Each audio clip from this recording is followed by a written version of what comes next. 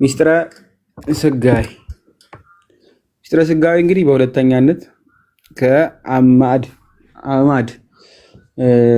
ብለን ከምንናገራቸው ሚስጥራት መካከል አንዱ ነው። ከሚስጥረ ስላሴ በመቀጠል ማለት ነው። ሚስጥረ ስላሴ አምላክ አንድ ነው፣ በመለኮት አንድ። ካሜራሽ ክፍት ነው፣ ዝግ ነው ቤላ። በመለኮት አንድ በአካል ሶስት ስለሆኑ ስለ ስላሴ ተናግረናል፣ መስክረናል፣ ተማምረናል። ዛሬ ደግሞ ከስላሴ አካላት አንዱ ወልድ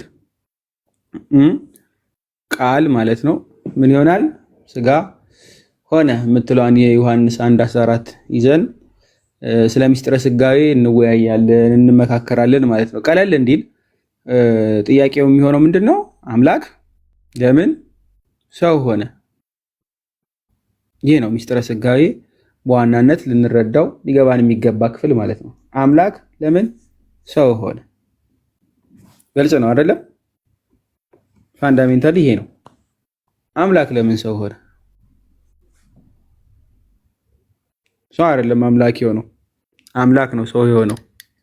ስለዚህ ምን ቢፈጠር ነው እግዚአብሔርን ከመንበሩ ያወረደው ወደኛ ያመጣው እኛን የሆነው? ምን ተፈጥሮ ነው የሚለውን እንመልከት። እዚህ ዘፍጥረት ምዕራፍ 1 ከቁጥር 26 እና 27 ላይ ሰውን እግዚአብሔር እንደፈጠረው ይናገራል አይደለም? ዕለተ ዓርብ ምዕራፍ 2 ቁጥር 17 ላይ ደግሞ ይሄን በክብር በአርአያና በአምሳሉ እግዚአብሔር የፈጠረውን አዳም ወይም ደግሞ ሰው ነፃ ፈቃድ እንደሰጠው ያስቀምጣል። ይህች ነፃ ፈቃድ በገነት ካለች አንዲት ዛፍ ሁሉን እንዲበላ ከነገረው በኋላ አንዲቷን ዛፍ ግን ስለ ፍቅሩ ስለመታዘዙ እንድትሆንለት አንዷን ዛፍ እንዳይበላ ይነግረዋል ማለት ነው። እናንብባት ቁጥር 17 ላይ ነገር ግን መልካምና ክፉን የሚያሳየውን እና የሚያስታውቀውን ዛፍ አትብላ፣ ከእርሱ በላይ በበላህ ቀን ሞትን ትሞታለህ ብሎ እግዚአብሔር ለአዳም ይነግረዋል ማለት ነው። ዘፍጥረት ምዕራፍ 2 ከቁጥር 17 ላይ ከላይ ጀምሮ ከተመለከታችሁት አዳምና ሔዋንን ቁጥር 4 ላይ እግዚአብሔር አምላክ ሰማይና ምድርን ባደረገ ቀን በተፈጠሩ ጊዜ የሰማይና የምድር ልደት ይህ ነው ይልና እየወረደ ነው የሚያመጣው። ከዛ ቁጥር 8 ላይ እግዚአብሔር አምላክም በምስራቅ የኤደን ገነት ተከለ፣ የፈጠረውንም ሰው ከዚያው አኖረው ይለዋል። ማንን? ሰውን። እግዚአብሔር በምስራቅ በኤደን ገነት ተከለ፣ የፈጠረውንም ሰው ከዚያ አኖረው። ስለዚህ ፈጥሮ አልተውም። ምን አደረገው? በኤደን ገነት አኖረው። በኤደን ገነት ብቻ ማኖር ነው አይደለም። እግዚአብሔር አምላክም ለማየት ደስ የሚያሰኘውን ለመብላትም መልካም የሆነውን ዛፍ ሁሉ ከምድር አበቀለ። በገነትም መካከል የሕይወት ዛፍን መልካምና ክፉን የሚያስታውቀውን ዛፍ አበቀለ ተብሎ ተነገረ። አምላክም ለማየት ደስ የሚል እኛ እንድናየው ስናየው ደስ የሚለን ሁሉ እግዚአብሔር ፈጠነልን። ይሄ ለአይን ብቻ ለመገረም እንዲሆን ብቻ ሳይሆን ደግሞ ለመብላትም መልካም የሆነውን ዛፍ ሁሉ ከምድር አበቀለ ብሎ አስቀመጠ። እንበላውም ዘንድ ይሆንን ዘንድ እንዲሁ እግዚአብሔር ምን አበቀለ? ዛፍን ሁሉ አበቀለ። ስለዚህ ሁሉም የበቀለ ሁሉ የሚበላ አይደለም የሚታይም አለ ማለት ነው። ለአግርሞት የተፈጠረም እንደዛው። ከዛ በገነት መካከል የሕይወትን ዛፍ አለ። መልካምና ክፉን የሚያስታውቀውም ዛፍ አበቀለ። የሕይወት ዛፍ በገነት መካከል፣ መልካምና ክፉን የሚያስታውቀው ዛፍ ደግሞ አበቀለ ተብሎ ተነገረለት። አሁን መልካምና ክፉን የሚያሳውቅ ምን ዛፍ አበቀለ? በራሱ ክፉ በራሱ መልካም አልተባለም። ግን ምንድን ነው? መልካምና ክፉን የሚያሳውቅ ዛፍ አበቀለ። ከዛ ወንዝንም በገነት አኖረ እያለ መጥቶ እግዚአብሔር አምላክም ሰውን ወስዶ ያበጀው ይጠብቀውም ዘንድ በኤደን ገነት አኖረው የሚለውን ያመጣና ደግሞ እግዚአብሔር አምላክም ሰውን እንዲህ ብሎ አዘዘው፣ ከገነት ዛፍ ሁሉ ትበላለህ። ከምን ዛፍ? ከገነት ሁሉ ዛፍ። ገነትን የሚያህል ቦታ፣ ገነትን የሚያህል ሰፊ እግዚአብሔር ያዘጋጀለት ቦታ በሙሉ ካለው ዛፎች በሙሉ ትበላለህ። እንግዲህ አንድ ዛፍ አይደለም እየተወራ ያለው፣ ስለብዙ የሚበሉ ነገሮች ነው እየተወራ ያለ። ሁሉንም ትበላለህ። እሺ፣ ነገር ግን መልካምና ክፉን ከሚያሳውቀው ዛፍ አትብላ፣ ከእርሱም በበላ ቀን ሞትን ትሞታለህና ብሎ እግዚአብሔር አስቀመጠለት። መልካምና ክፉን የሚያስታውቀው ዛፍ አትብላ። ይህ አምላካዊ ትእዛዝ ነው። አምላክ ስለምን አዘዘው ቢሉ ስለ ፍቅሩ። ከእርሱ በላይ ሞትን በበላህ ቀን ሞትን ትሞታለህ።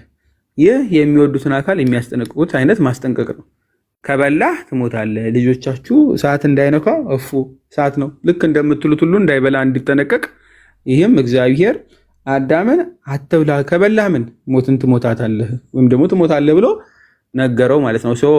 እንዳትሞት ወይም ደግሞ ሞትን ትሞታለህ አትብላ ብሎ መናገር የአባትነት የፍቅር ምሳሌም ስለሆነ ማለት ነው። የፍቅር ማስጠንቀቅ ነው። እንዲሞትም ስላልፈለገ ማለት ነው። ከበላ ምን ስለሚሆን ስለሚሞት። ስለዚህ እግዚአብሔርን የሚወድ እግዚአብሔር ፈጣሪ አምላኬ ብሎ የሚቀበል ከሆነና የእሱ ከእሱ ትእዛዝ የማይወጣ ከሆነ እንደ ልጅ ምን ያደርጋል? አይበላም። ካመፀ ግን ምን ይሆናል? ይበላል ማለት ነው። ስለዚህ እግዚአብሔር ግን አስጠንቅቆት ነግሮታል። ይህን ከነገረው በኋላ ግን የሰው ልጅ አርፎ ተቀመጠ ወይ ከተባለ አይ እንኳን አርፎ ሊቀመጥ ምዕራፍ 3 ላይ ዞር ብለን ስንመለከት እርሱም ሚስቱም ማን ሔዋን ምን ያደርጋሉ? ከዚህ ዛፍ ፍሬ ይበላሉ ማለት ነው። ምዕራፍ 3 ላይ ሂጅልኝ። ምዕራፍ 3 እባብም እግዚአብሔር አምላክ በፈጠረው በምድር አውሬ ሁሉ ይልቅ ተንኮለኛ ነበር። ሴቱንም በውኑ የእግዚአብሔር ከገነት ዛፍ ሁሉ እንዳትበሉ አዟልን አላት። አሁን ቼክ እያደረገ ነው። እባብ አዟልን አላት። ሴቱም ለእባብ አለችው በገነት ካለው ዛፍ ፍሬ እንበላለን። የእርሱ ጥያቄ ምንድን ነው? በውኑ እግዚአብሔር ከገነት ዛፍ ሁሉ እንዳትበሉ አዟል? ከሁሉም ገነትን ጠርቶ ሁሉንም ዛፍ እንዳትበሉ አዟል ነው እያለ ያለው። ሁሉ እንዳትበሉ። እሷ ግን ምን አለች? በገነት ካለው ዛፍ ፍሬ እንበላለን። ነገር ግን በገነት መካከል ካለው ከዛፍ ፍሬ እግዚአብሔር አለ እንዳትሞቱ ከእርሱ አትብሉ አትንኩትም ተብለናል አለች። እግዚአብሔር ምንድን ያለው? ምዕራፍ 3 ላይ ምዕራፍ 2 ቁጥር 17 ላይ መለስ አድርጊላቸው። ቁጥር 17 ላይ ምንድን ያለ እግዚአብሔር ነገር ግን መልካምና ክፉን ከሚያሳየው እና ከሚያስታውቀው ዛፍ አትብሉ፣ ከእርሱም በበላ ጊዜ ቀን ሞትን ትሞታለህ እንጂ ከእርሱ አትብሉ አትንኩትም። አትንኩት ብሏል? ንገሩኝ እስኪ። አትንኩት ብሏል? አትብሉ ተብሏል? አትንኩት ተብሏል? አልተባለም። አዎ። እባብም ለሴቲቱ አላት ሞትን አትሞቱም ብሎ ይጠይቃታል። ሞትን አትሞቱም። በደንብ ያዙ። እንዳትሞቱ ከእርሱ አትብሉ አትንኩትም። ማን ያለ? ሔዋን። እንዳትሞቱ ከእርሱ ከበላችሁ ቁጥር ሞትን ትሞታላችሁ አለ እግዚአብሔር ሆኖ ሳለ፣ እባብ ደግሞ ምን አላት? ሞትን አትሞቱም አላት። ከእግዚአብሔር በተቃራኒ ማለት ነው። እግዚአብሔር ሞትን ትሞታለህ ብሎታል። እባብስ ሞትን አትሞቱም። ቁጥር 5 ላይ ከእርሷን በበላችሁ ቀን ዓይኖቻችሁ እንዲከፈቱ፣ ምዕራፍ 3 ላይ እዚሁ እንዲከፈቱ እንደ እግዚአብሔር መልካምንና ክፉን የምታውቁ እንድትሆኑ እግዚአብሔር ስለሚያውቅ ነው እንጂ ይላቸዋል። በደንብ ያዙልኝ። መልካሙና ክፉን እንደምታውቁ እንድትሆኑ የምታውቁ እንድትሆኑ እግዚአብሔር ስለሚያውቅ ነው ይላል። በደንብ ያዙ። እንደማን ነው የሚሆኑት? እንደ እግዚአብሔር። መልካሙና ክፉን ማወቅ እንደማን? እግዚአብሔር ያደርጋል። ከዛ ሴቱም ዛፍ ለመብላት ያማረ እንደሆነ ለዓይንም እንደሚያስጎመጅ ለጥበብም መልካም እንደሆነ አየች። ከፍሬውም ወሰደች እና በላች፣ ለባሏም ደግሞ ሰጠችው፣ እርሱም ከእርሷ ጋር በላ ተብሎ ተነገረ። አሁን ከበላ ምን ይሆናል ብሏል ጌታ አምላካችን? ምን ብሎታል? ሞትን ትሞታለህ። አዳምስ ምን አደረገ? ከነ ሚስቱ እርሱም በላ። ስለዚህ መሞት አለበት አይደለም? ለምን? ሮሜ 5:12 ላይ ሂጅና አንዴ ክፈችልን።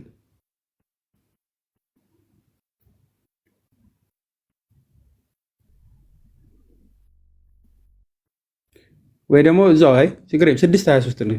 6:23 አይደለም ሮሜ ላይ ቅዱስ ጳውሎስ ይፈስረዋል።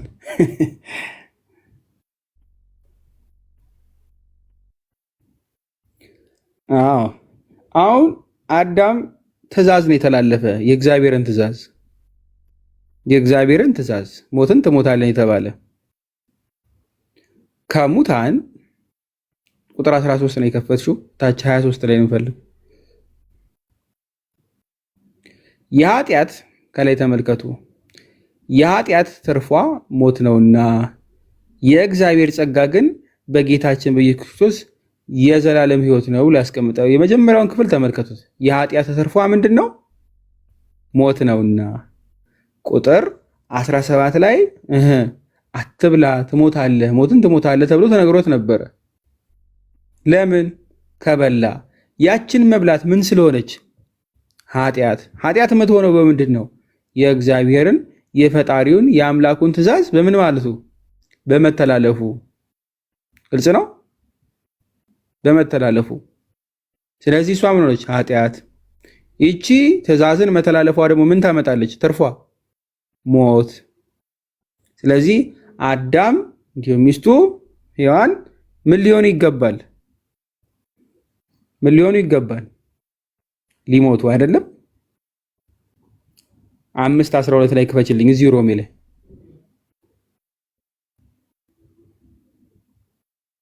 እያወራ ያለሁት ስለ አዳም ነው። እኛ ስለ አዳም አያገባን የምትሉ ሰዎች ተው። አዳም ሞቶ ቢሆን ኖሮ እናንተም ባልተወለዳችሁ ነበር። እዛው ከአዳም ተገኝታችሁ ቢሆን ኖሮ ሁለተኛ አዳም ተብሎ ጌታ ኢየሱስ ክርስቶስም አልተጠራ ነበር። እንዲህ ይላል ቁጥር 12 ላይ ተመልከቱት። ስለዚህም በአንድ ሰው በደል ምክንያት ኃጢአት ወደ ዓለም ገባች፣ ስለዚህችም ኃጢአት ሞት ገባ። እንደዚሁም ሁሉ ኃጢአት ስላደረጉ በሰው ሁሉ ላይ ሞት መጣ ብሎ ያስቀምጣል። ስለዚህችም ኃጢአት ምን ገባ? ሞት ገባ። ስለዚህ አዳምም እንዲሁ ኃጢአት ሰርቷል፣ ስለዚህ ሞት ይገባዋል። ስለዚህችም ኃጢአት ደግሞ እንዲሁ ሆኗል፣ ሞት ገባ። ሞት አሁን ይህ ሞት በደንብ ያዙልኝ። ምዕራፍ 1 ከቁጥር 26 ላይ ዘፍጥረት እግዚአብሔር ባሪያና በአምሳሉ ከፈጠረው እንዲሞት አልፈለገም አይደለም። ዘላለማዊ እንዲሆን እፍ ብሎበታል። ከእስትንፋሱ እፍ ብሎበታል አይደለም። ስለዚህ እግዚአብሔር የሚፈጥረውን ፍጥረት እንዲጠፋበት አይፈልግም። ስለዚህ እግዚአብሔር ያውቃልና ምን እንደሚያደርግ ሰው ይበድል ያውቃልና መድኃኒቱን ማዘጋጅቶለታል። እዛው ዘፍጥረት ምዕራፍ 3 ቁጥር 15 ላይ ምን ይነግረዋል? መድኃኒቱን ይነግረዋል ማለት ነው። አዳም እንዲሁም ሔዋን ሞተው እንደማይቀሩ ምን ያደርገዋል? መድኃኒቱን ፍንጭ ይሰጠዋል። ተመልከቱት። እግዚአብሔር ፍርድን ያስተላልፋል። እግዚአብሔር አምላክም እባቡን አለው ይልና እባቡ ላይ የፈረደውን ያስቀምጣል። ለሴቲቱም አለ ይልና ቁጥር 16 ላይ ስለ ሴቲቱም ያስቀምጣል። ቁጥር 17 ላይ ምን ይላል? አዳምንም አለው እያለ ያስቀምጣል አይደል? ግን ቁጥር 15 ላይ ስፔሲፊካሊ ምን ብሎ ነው የሚያስቀምጥ? ስለ እባብ ሲያስቀምጥ ይህንም ስላደረግ ከእንስሳት ከምድርም አራዊትም ሁሉ ተለይተህ አንተ የተረገምክ ትሆናለህ፣ በሆድም ትሄዳለህ፣ አፈርን በሕይወት ዘመን ሁሉ ትበላለህ ካለ በኋላ በአንተና በሴቲቱ መካከል በዘርህና በዘሯም መካከል ጠላትነትን አደርጋለሁ፣ እርሱም ራስን ይቀጠቅጣል፣ አንተም ሰኮናውን ትቀጠቅጣለህ የሚል ትል ክፍል አለች አይደለ? በአንተና በሴቲቱ መካከል በዘርህና በዘሯ መካከል ሎክ በዘርህ ብሎ ሲያስቀምጥ ሴጣን ወልዶ ነው አይደለም? ልክ እንደኛ እንደ ሰው በዘሯ ብሎ ሲያስቀምጥ በዚህ ሰዓት ይሄን ዘፍጥረት ምዕራፍ 3ን እያነበብን አንድ ሴት ነች ያለች አይደል?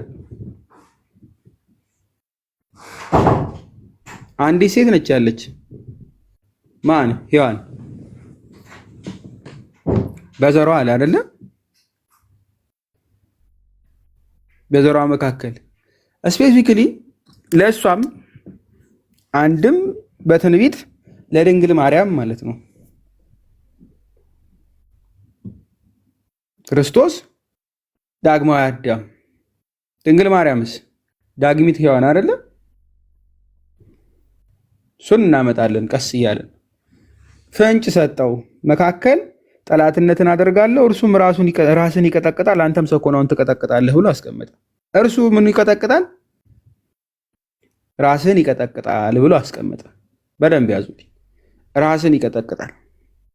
ስለዚህ እቺ ቃል ኪዳን ነች። ይሄ በኋላ የሚመጣው ከሴቲቱ ዘር የሆነው ይህንን ያሳታቸውን ሴጣን ምን ያደርጋል?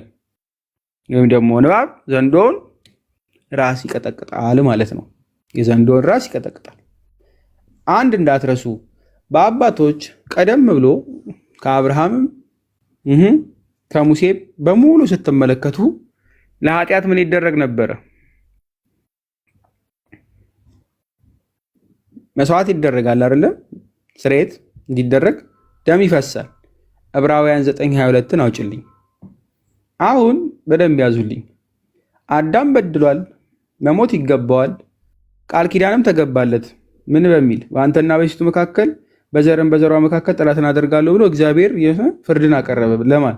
ወይም ደግሞ ፍርድን አስተላለፈ በእባቡ ላይ አይደለም? ለአዳም ግን እዛው መልሱን ሰጥቶታል።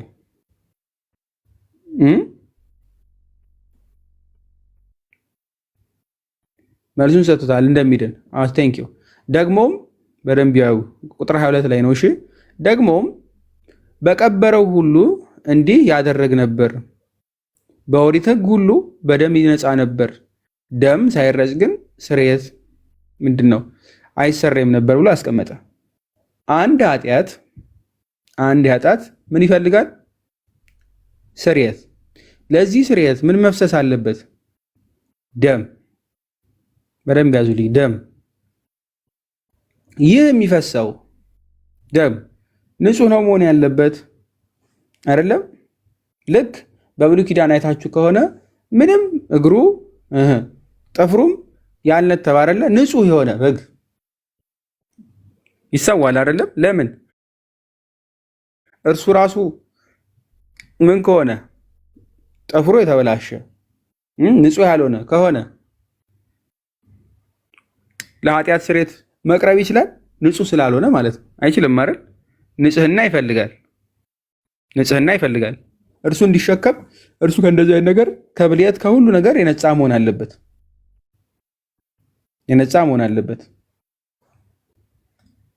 አሁን ይሄንን ደም ሳይፈስ ስርየት የለም ተብሏል። ኃጢአተኛውም ደግሞ ምን እንደማያደርግ ንጹህ እንዳልሆነ አይተናል። ስለዚህ ንጹህ ያስፈልገናል አይደለም?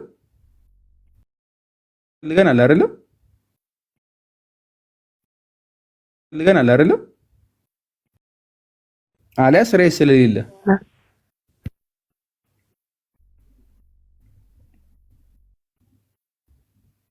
ያን ስርየት ያስፈልጋል። በደንብ ያዙልኝ። እሺ፣ አሁን በብሉይ ኪዳን ስትመለከቱ ዘሌዋውያንም ካያችሁ ካህኑ በእግዚአብሔር ፊት ነው አይደለ ያስተሰርይታል እየተባለ ያስቀምጠው በደል ሁሉ ይቅር እንዲባል ያደርጋል። ይህን የሚያደርገው ግን በምንድን ነው? በደም ነው። ግልጽ ነው። በደም በመሰዊያው ላይ ያደርገዋል። ደሙን ያስተሰርያል። በደሙ ያስተሰርያል።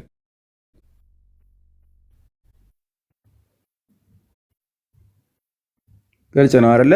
ስለዚህ አሁን መጥቶ የሚሞትልን አካል ያስፈልጋል። አሁን በደንብ ያዙ። ስለ አንዱ ምን ሆነ? ሁሉም ኃጢአት ገባ፣ ሞትም በሁሉም ላይ ሆነ። ክፈችልን አንዴ ሮሜ 5:12 ላይ ሮሜ 5:12 ላይ ቅድም ያየነው ክፍል ላይ ማለት ነው።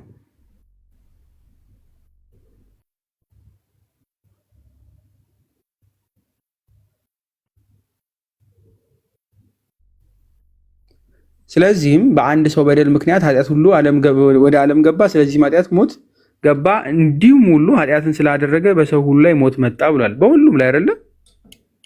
በሁሉም ላይ ሁሉም ይሞታል። ሁሉም ለምን ነው ጥያቄው? ያፈረሱት የበደሉት አዳምና ሔዋንን ማንን ነው? እግዚአብሔርን። ትሞታላችሁ ያለ ማን ነው? እግዚአብሔር። አዳም ምዕራፍ 3 ላይ ስትመለከቱ እሷ በምጥ ትወልዳለች አይደለም? በምጥ እንደምትወልድ ይነግራታል። አዳም ድጋሜ ሲፈጥር በራሱ መልክ ነው የሚፈጥር። ምዕራፍ 5 ላይ ታገኛላችሁ።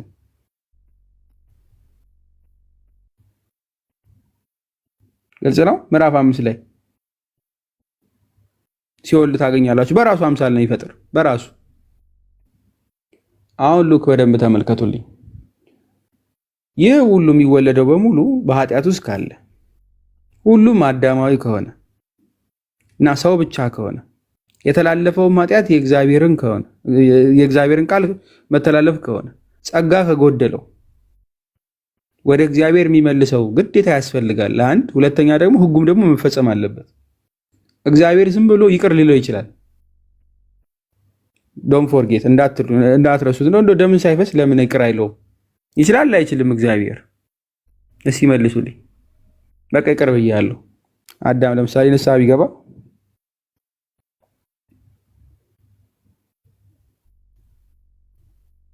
ይችላል አይደለም?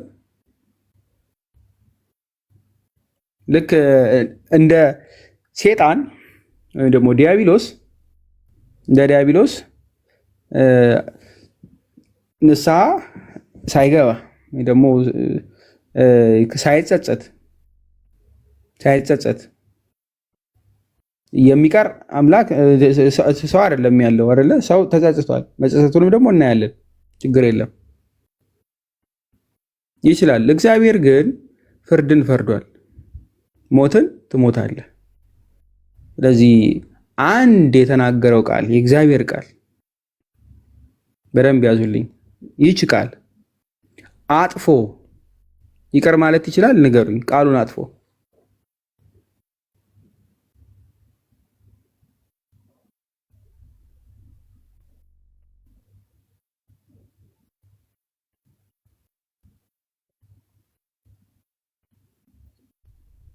ይችላል? እንደዛ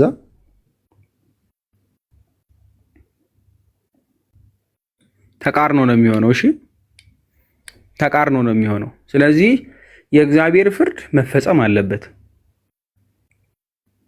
እግዚአብሔር ደግሞ ምንድን ነው? ፍቅር ነው። እግዚአብሔር መሐሪ ነው። መማርም ደግሞ አለበት። አሁን ሁለት ነገሮች ናቸው የሆኑት። ፍርዱ ይከናወን ዘንድ ይፈረድበት ዘንድ አዳም መሞት አለበት። ቃሉ የእግዚአብሔር ነውና የተላለፈውም የእግዚአብሔርን ቃል ነውና እግዚአብሔር ፍርዱን ደግሞ መቀየር አይችልም። በደንብ ያዙልኝ። እንደ ሰው አይደለምና ዛሬ ወስኖ ነገ ከሆነ ቦታ አይቶ ወስኖ ምናምን ኮንሲደር አድርጎ የሚቀይረው ነገር አይደለም። አንድ ሁለተኛ ደግሞ ለቃሉም ታማኝ ነው። እግዚአብሔር እንደ ሰው ሐሳቡን የሚቀያየር አይደለም። ለቃሉ ታማኝ ነው። የእግዚአብሔር ቃል ግልጽ ነው።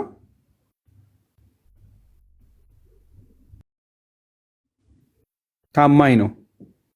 ግን ዶንት ፎርጌት ደግሞ እሱ ደግሞ መሐሪ ነው። የፈጠረውም ደግሞ እንዲጠፋበት አይፈልግም። ለምን? እርሱ ፍቅር ነው አይደለ? ፍቅሩ ደግሞ በደንብ ያዙልኝ። ምን አይነት ያለ ፍቅር ነው? እንዳንጠፋበት የሚፈልግ ፍቅር ነው። ስለዚህ አሁን እዚህ ጋር መሀል ላይ የሚያስማማ ይመጣልናል ማለት ነው። መሀል ላይ የሚያስማማ መሞት አለብን። ግን ሞተን ደግሞ ምን ማድረግ የለብንም? መቅረት የለብንም። ስለዚህ አልቲሜት የሆነውን መፍትሄ እግዚአብሔር አመጣ ማለት ነው። ግልጽ ነው። ምን የሚል እርሱ ራሱ እግዚአብሔር አምላካችን ሰው ሆኖ እኛን ሆኖ ሞታችንን ሞቶ ከኃጢአታችን አንጽቶ ማለት ነው። በደንብ ያዙልኝ። ያጣነውን ልጅነት መልሶ ከጸጋ ተራቁተን ነበር፣ ጸጋችንን መልሶ ሞታችንን ሞቶ ምን ትንሣኤውን ግን ሊሰጠን እሱ ራሱ መጣ ማለት ነው። ለምን ሞትን ትሞታለህ ተብሏል። ላው ድጋሜ ለመነሳት ግን ሰው መሆን ብቻ በቂ አይደለም። ለምን ድጋሚ መነሳት ወይም ደግሞ ከሞት ለመነሳትና ህይወትን ማግኘት ከየት ነው የሚገኝ? ህይወት ከሆነው ከእግዚአብሔር፣ ከእውነተኛው ህይወት ማለት ነው። እውነተኛው ህይወት ካልሆነ በስተቀር ማንም ፍጡር የሆነ በሙሉ ህይወትን ዘርቶ ሊነሳ አይችልም። ድል ሊነሳ የሚችል ማንም የለም። እንደሚሞት ተናግሯል እግዚአብሔር። አዎ፣ ስለመነሳቱ ግን የተናገረው ነገር የለም። ስለዚህ እግዚአብሔር መጥቶ ራሱ ተነሳ ማለት ነው። ለዛ እንዲነሳ ቀድሞ ኢሳይያስ በትንቢት ነገረን። ኢሳይያስ 53ን ክፈችልኝ። በዘርና በዘሯ ብሎ ምዕራፍ 3 ላይ ያስቀመጠውን ዘፍጥረት ኢሳይያስ 53 ላይ ፍንጭ ሰጠን ማለት ነው።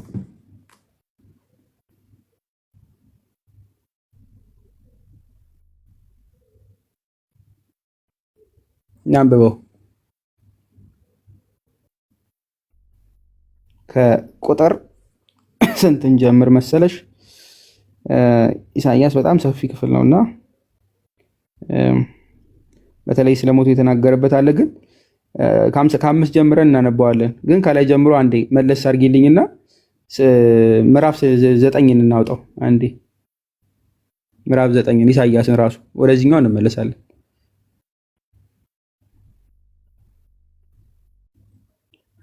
አዎ ተመልከቱ፣ በትንቢት እየተናገረ ነው ኢሳይያስ። ሕፃን ተወልዶልናልና ወንድ ልጅም ተሰጥቶናልና አለቅነትን በጫንቃው ላይ ይሆናል። ስሙም ድንቅ መካር፣ ኃያል፣ የዘላለም አባት፣ የሰላም አለቃ ተብሎ ይጠራል ብሎ ያስቀምጣል። ይህን የሚናገር ኢሳይያስ ነው። ሕፃን ተወልዶልናል። እሺ፣ በደንብ ያዙልኝ። ልጅም ተሰጥቶናል፣ ወንድ ልጅ። እሺ፣ አለቅነትን በጫንቃው ላይ ይሆናል። እሺ፣ ስሙም ድንቅ መካር ይሆናል፣ ኃያል አምላክ፣ የዘላለም አባት፣ የሰላም አለቃ ተብሎ ይጠራል ብሎ አስቀመጠ። አሁን አንደኛ ሕፃን ተወልዶልናል ሲል ሰው መሆኑ ግልጽ ነው አይደለ? ወንድ ልጅም ብሎ ስለሚያስቀምጥ ተሰጥቶናልና። ግን ቀጠል አለና አለቅነት በጫንቃው ላይ ነው አለ። በእሱ አላበቃም። ስሙም ድንቅ መካር ብሎ አለ። አላበቃም። ኃያል አምላክ ብሎ ዘጋው፣ የዘላለም አባት። ስለዚህ ይሄ የተናገረለት ያለው ሰውን ብቻ ነው ወይስ አምላክም ነው? ኃያል አምላክ የሆነ ማን አለ ከእግዚአብሔር ውጭ? የዘላለምስ አባት የሆነ ከእግዚአብሔር ውጭ ማን አለ? የሰላምስ አለቃ የተባለ ማን አለ? ማንም። ግን ግራ የሚያገባው ሕፃን ተወልዶናል፣ ወንድ ልጅ ተሰጥቶናል፣ አለቅነትም በጫንቃው ላይ ያለ ይሆናል ብሎ የሚያስቀምጥ። ስለዚህ ሰው መሆኑም እየገለጠልን ነው። ቅድም ምን ያስፈልገናል ብለናል? ሊያድነን የሚችል ማን ነው? አምላክ።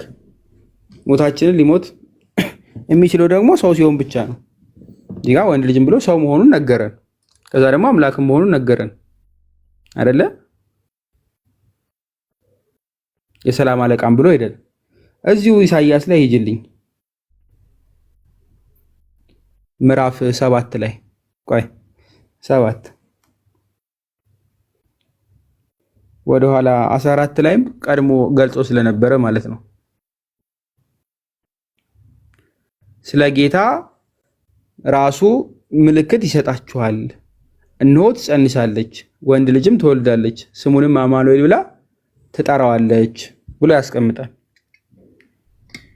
እቺ ድንግል ማነች? የልጁ እናት፣ ወንድ ልጅም ተብሎ የተነገረው። የምትወልደው ማነች? እሷ።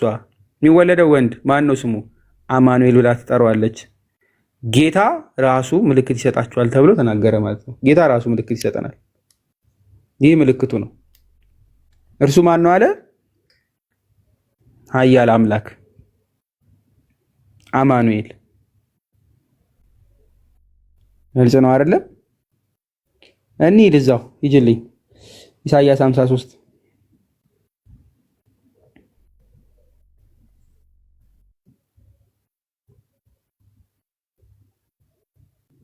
ቁጥር 5 ላይ እርሱ ግን ስለ ኃጢአታችን ቆሰለ፣ ስለ በደላችንም ታመመ፣ የሰላማችንም ተግሳጽ በእርሱ ላይ ነበረ፣ በእርሱም ቁስል እኛ ተፈወስን ብሎ ያስቀምጣል። ከላይ ጀምሮ ብትመለከቱት በደንብ ያዙልኝ። ከላይ ከቁጥር 1 ጀምርልኝ አንዴ። ምናልባት በደንብ ብናነበው ጥሩ ነው። ጌታ ሆይ ነገራችን ማን ያምነናል? የእግዚአብሔርስ ክንድ ለማን ተገልጧል? ነገራችን በፊቱ እንደ ሕፃን በደረቅ መሬትም እንዳለ ሥር ሆነ። መልክና ውበት የለውም፣ እነሆ አየነው። ደም ግባትም የለውም፣ ውበትም የለውም። መልኩም የተናቀ የሰው ልጆች ሁሉ የተዋረደ የተገፋ ሰው መከራንም የተቀበለ ነው። ፊቱንም መልሷልና አቃለሉት አላከበሩትምም። እርሱ ግን በእውነት ደዌያችንን ተቀበለ ሕማማችንም ተሸከመ ብሎ ያስቀምጣል። ቅድም ምን ብለን ነበረ? ያ በግ ወይም ደግሞ ያ ለኃጢአት ስርየት የሚፈሰው ደም በግ ምን መሆን አለበት? ንጹህ አይደለም። ስለምን የሚፈሰው? ስለ ኃጢአት ስርየት። ልክ ተመሳሳይ ይሄ ደግሞ በግ ምን አይነት በግ ነው? በደንብ ያዙ። ስለ ኃጢአታችን የሚቆስል ስለ በደላችን የሚታመም የሰላማችን ተግሳጽ በእርሱ ላይ ነበረ፣ በእርሱም ቁስል እኛ ተፈወስን ይላል። በማን ቁስል? በእርሱ። በደንብ ያዙልኝ። አዳም ይፈወስ ዘንድ ከሞት ይድን ዘንድ ሕይወትን ያገኝ ዘንድ ይህ ያስፈልገው ነበር አይደለም? አንደኛ ንጹህ የሆነ ኃጢአት መሸከም የሚችል መሸከም ብቻ አይደለም፣ ተሸክሞስ ምን ሊያደርገው? ሊያነጻው የሚችል አንስቶት ምን የሚያደርገው? ሕይወት ሊሰጠው የሚችል ሊፈውሰው ማለት ነው። ወንዱን ጠጋግኖ ምናምን ብቻ እንደው ማድረቅ ብቻ ሳይሆን መፈወስ በሚችል ደረጃ በዛ ደረጃ እንደ አዲስ የሚያደርግ ማለት ነው፣ የሚያበረታው። ስለዚህ ይሄ ማን ነው? 64 ላይ ጅልኝ ኢሳይያስ 64:6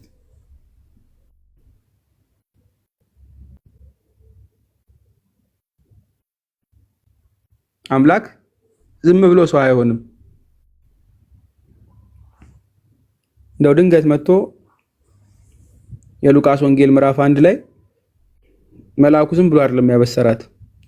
ሁላችንም እንደ ርኩስ ሰው ሆነናል፣ ጽድቃችንም ሁሉ እንደ መርገም ጨርቅ ነው፣ በኃጢአታችን ምክንያት እንደ ቅጠል ረግፈናል፣ እንዲሁም ነፋስ ጠራርጎ ወስዶናል።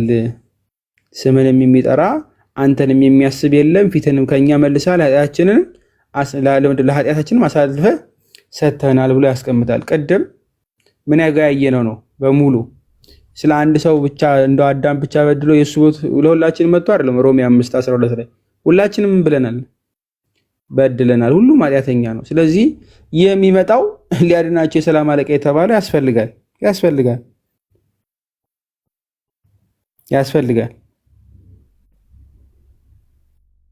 ግልጽ ነው አይደለ? ዕብራውያን 9:26 ላይ ሂጅልኝ።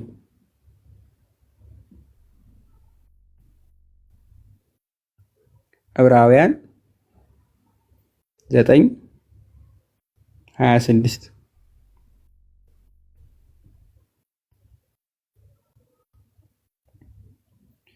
ከላይ ሊቀ ካህናቱን ያመጣና ይህስ ባይሆን ይላል ዓለም ከተፈጠረ ጀምሮ ብዙ ጊዜ በሞተ ነበር። አሁን ግን በዓለም ፍጻሜ ራሱን በመሰዋት ኃጢአትን ይሽራት ዘንድ አንድ ጊዜ ተገለጠ ብሎ ስለ ሊቀ ካህናቱ ያስቀምጣል። ሊቀ ካህኑ ማን ነው? ይሄ ክርስቶስ አይደለ? ለሰው አንድ ጊዜ ሞት ከዚያም በኋላ ፍርድ እንደሚጠብቀው እንዲሁ ክርስቶስም የብዙዎችን ኃጢአት ያስተሰሪ ዘንድ ራሱን አንድ ጊዜ ሰዋ ብሎ ያስቀምጣል።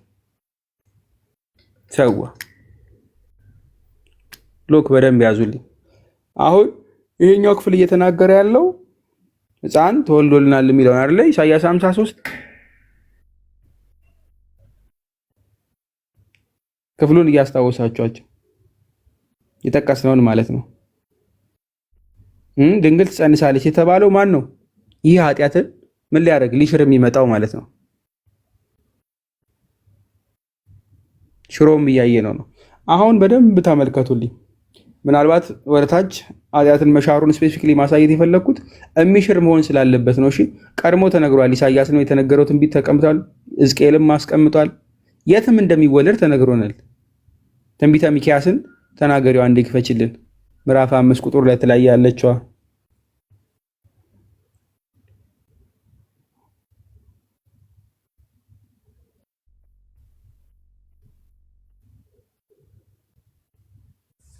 አምስት 2 አንቺ ቤተልሔም ኤፍራታ ሆይ አንቺ በይሁዳ አእላፋት መካከል ትሆኝ ዘንድ ታናሽ ነሽ። በአንቺ ጋር ወይም ደግሞ ከአንቺ ግን አወጣጡ ቀድሞ ጀምሮ ወይ ደግሞ ከቀድሞ ጀምሮ ከዘላለም የሆነ በእስራኤልም ላይ ገዢ የሚሆን ይወጣልና ብሎ ያስቀምጣል።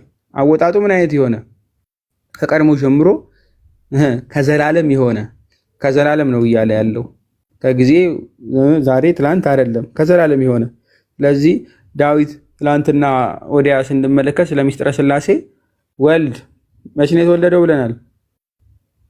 ዓለም ሳይፈጠር አይደለም፣ ቀድሞ እኔ ዛሬ ወለድሁ እያለ ያስቀመጠው ክፍል እሱን ነው እያስቀመጠ ያለው። ይህ ምን ይሆናል? በእስራኤል ላይ ገዢ የሚሆን ይመጣልና። ከየት? ከቤተልሔም። ከቤተልሔም። ይህንን የት ላይ ታገኙታላችሁ? የሉቃስ ወንጌል ምዕራፍ 1 ላይ ምን ሲሆን መልአኩ ገብርኤል መጥቶ ድንግል ማርያምን ሲያበስራት አይደለም? እናገኘዋለን። አይ ቲንክ ሚዩት የከፈተ ሰው አለ? የለም፣ አልከፈትሽም ረዲት። መልካም፣ እናገኘዋለን ማለት ነው ከቤተልሔም። የሉቃስ ወንጌል ምዕራፍ 1 ላይ ስትመለከቱት አሁን ልብ በሉ። የዮሐንስ ወንጌል ምዕራፍ 1 ከቁጥር 14 ላይ እንመልከተው። የጅልኝ ዮሐንስ ወንጌል ድንግል ትጸንሳለች የተባለው ማንን ነው?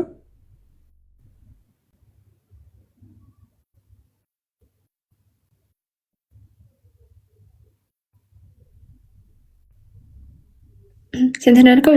በላዲ የዮሐንስ ወንጌል ምዕራፍ 1 ከቁጥር 29 ላይ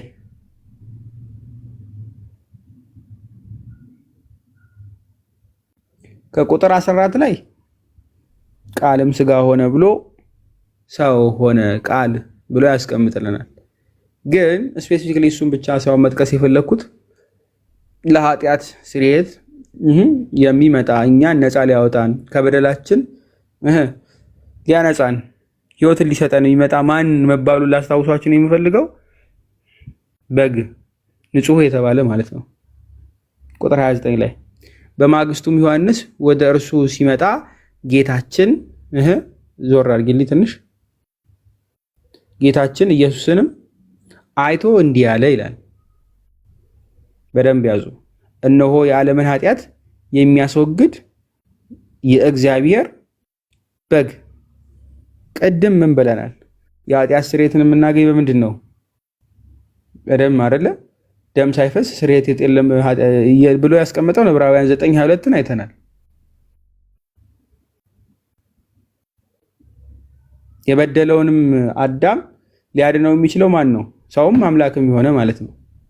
እርሱ ቃልም ሥጋ ሆነ ተብሎ ቁጥር 14 ላይ ተነገረን። ምን ሊያደርግ ነው ግን የመጣ? እኛን ከበደላችን ምን ሊያደርገን? ሊያነጻን፣ ከሞት ወደ ሕይወት ሊመልሰን፣ ልጅነታችን ሊያስመልስልን። በደንብ ያዙልኝ እሺ። አምላክ ሰው ሆነ የምንለው ከዛ አንጻር ስለሆነ እንደው ዝም ብሎ ራንደም የመጣ ስላልሆነ ቃልም ሥጋ ሆነ ተብሎ ዝም ብሎ የሚነገር ስላልሆነ የዓለሙን ኃጢአት የሚያስወግድ የእግዚአብሔር በግ። በደንብ አስተውሉ። እርሱ ነው ደሙን የሚያፈስልን።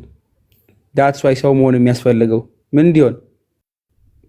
እንዲሰቀል፣ እንዲሞት። በሞቱ ምን እንድናደርግ?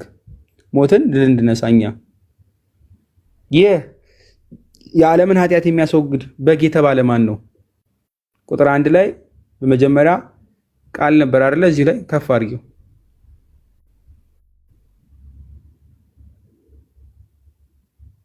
በመጀመሪያ ቃል ነበር፣ ቃልም በእግዚአብሔር ዘንድ ነበር፣ ቃልም እግዚአብሔር ነበር አለን ራሱ። ቁጥር 3 ላይ ተመልከቱ። ሁሉም በእርሱ ሆነ ነው የሚል። ሁሉም በምን? በእርሱ።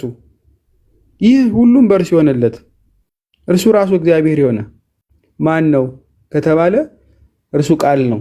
ከዛ ምን ሆነ? ስጋ ሆነ። ለምን? የዓለምን ሁሉ ኃጢአት ሊያስወግድ የእግዚአብሔር በግ አይደለ? ደሙን ሊያፈስልን ስለኛ ሊሰቀል ሰው ሆነ። ጃስቲፊኬሽኑ ይሄ ነው፣ ስለኛ ማለት ነው።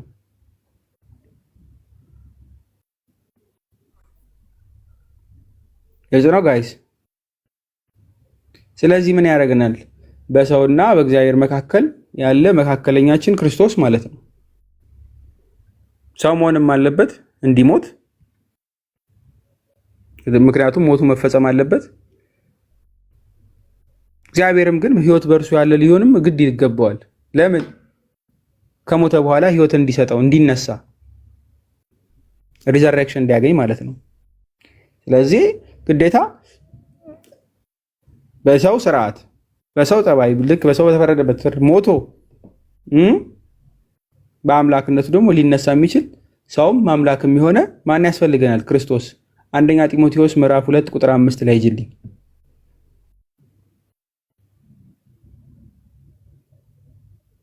ሰው መሆኑ ምክንያቱ ይሄ ስለሆነ ማለት ነው። ለምን ሰው ሆነ? ጀስቲፊኬሽኑን ማለት ነው። ምናይ ቁጥር 5 እና 6 ስለዚህ ቁጥር ምዕራፍ 2 አንደኛ ጢሞቴዎስ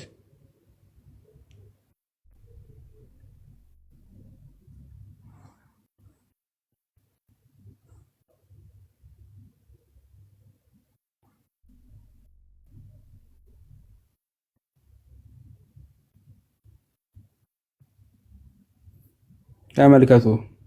አንድ እግዚአብሔር አለና በእግዚአብሔርና በሰው መካከል ያለው መካከለኛው ደግሞ አንድ አለ፣ እርሱም ሰው የሆነ በደንብ ያዙ። ምን የሆነ? ሰው የሆነ ክርስቶስ ኢየሱስ ነው። ራሱንም ለሁሉ ጌታ በደንብ ዞር አድርጊ ትንሽ ነው።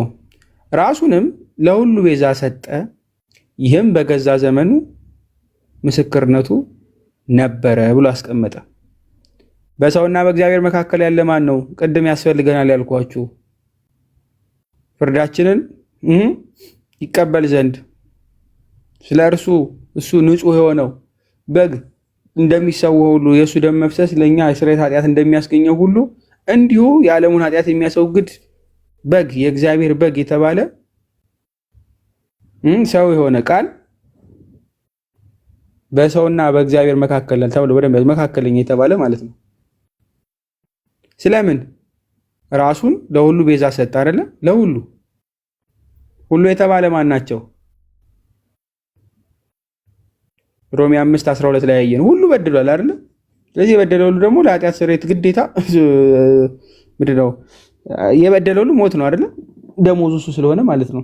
ስለዚህ ለዚህ ሁሉ ደግሞ እርሱ ግዴታ መሞት ነበረበት። ንጹሕ ለሁሉ ቤዛ ሰጠ ማለት ነው። በገዛ ደሙም ይላል በገዛ ዘመኑ ምስክርነቱ ነበረ። ቤዛ የሚሆን በደሙ ስለሆነ በደም እንዳትረሱ ምስክርነቱን ሰጠ እያለ ያስቀምጣል። አሁን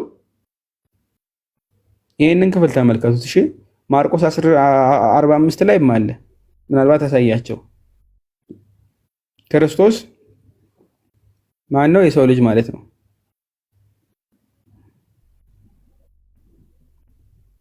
ምን ሊያደርግ መጣ ይላል? ያገለግል አይደለ? ራሱንም ለብዙዎች አሳልፎ ሊሰጥ። የማርቆስ ወንጌል ምዕራፍ 10 ቁጥር 45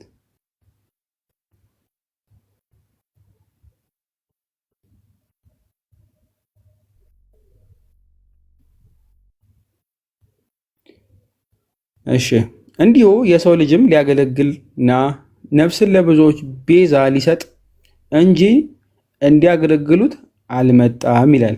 እንዲያገለግሉት እንደሚገባ ተናገረ። ነገር ግን እንደዛ አልመጣም። ለምሬ መጣ? ቤዛ ሊሰጥ አይደለ? ራሱን ነፍሱን ለብዙዎች ቤዛ ሊሰጥ አልሰጠም? ሰጠ።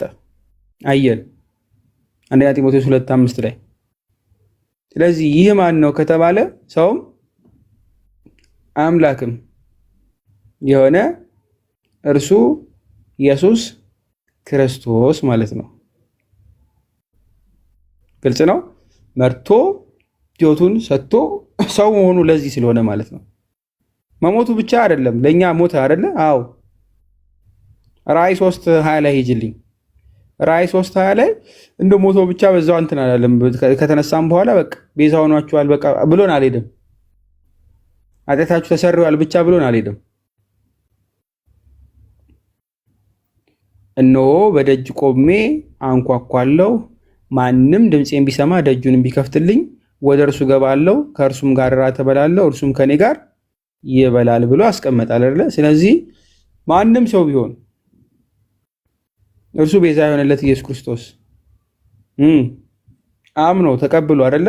ወደ እርሱ ተጨምሮ በጥምቀት ስጋው ደግሞ በመቀበል ልቡን ከፍቶ ክርስቶስን ቢቀበል ምን ያደርጋል? ከእርሱ ጋር ማን ይሆናል?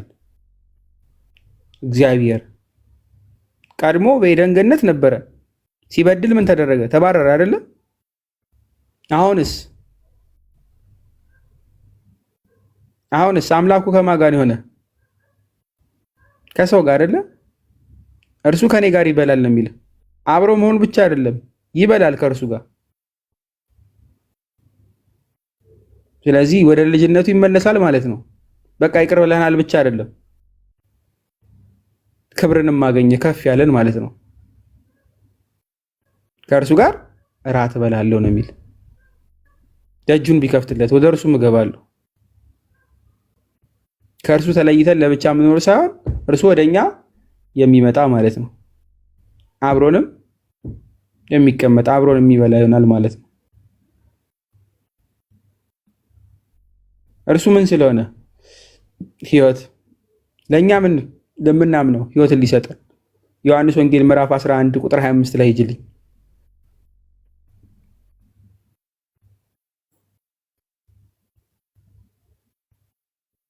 ሰው መሆኑ ስለ ስጋው ይሄ ነው። አምላክ ሰው ሆነ። ለምን? ለዚህ ቁጥር 25 ላይ ሂጅልኝ።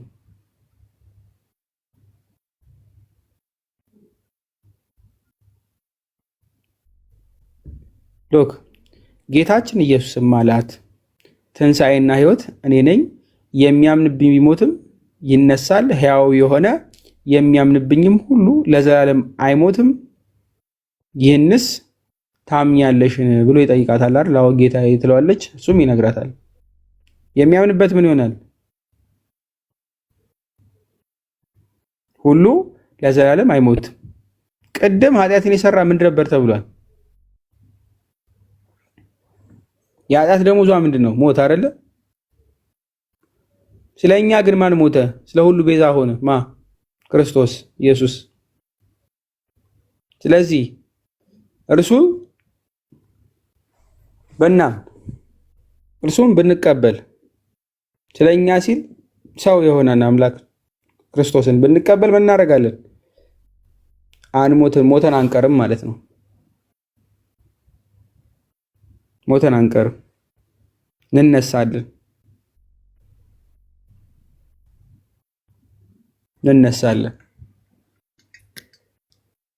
ለምን? በሰሚያምኑ በሙሉ በማለት ነው። እንደው እንጠፋ የተዘጋጀ ልክ እንደ ባሮች ስላልሆነ ዮሐንስ 1:12 ላይ እኮ ቀድሞ ነግሮናል አይደለ? ቁጥር 14 ላይ ቃልም ስጋ ሆነ ከማለት በፊት ቁጥር 12 ላይ ምንድነው የሚለን? ዮሐንስ ወንጌል ሂጅልኝ ምዕራፍ 1 ላይ ቁጥር 12 ቃልም ስጋ ሆነ ከማለት በፊት ትልቅ ነገር ይነግረናል። የእርሱ ሰው መሆኑ በሙሉ ማለት ነው። ለምን መሆኑ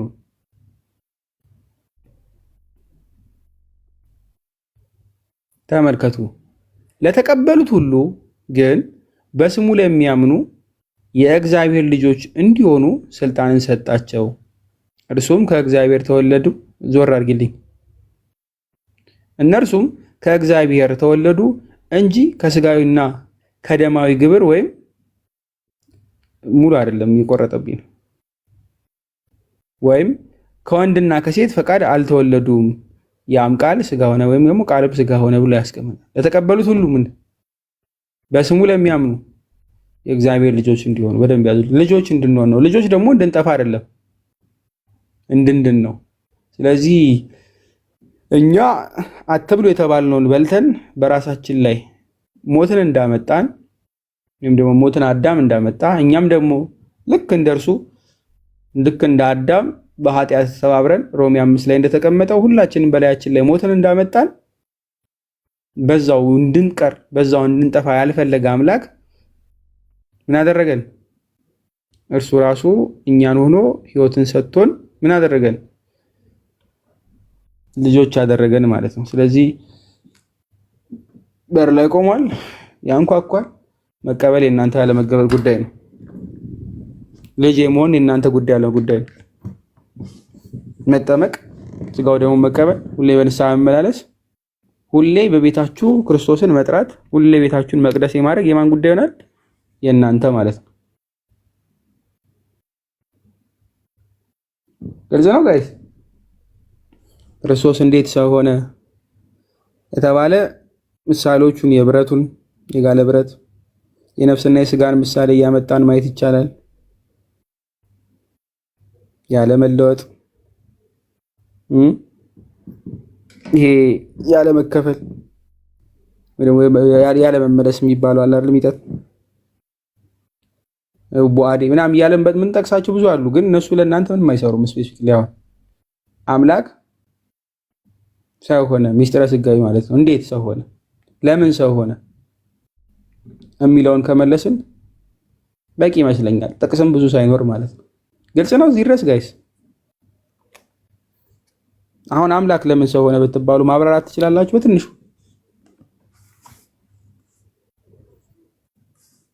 አምላክ ለምን ሰው ሆነ?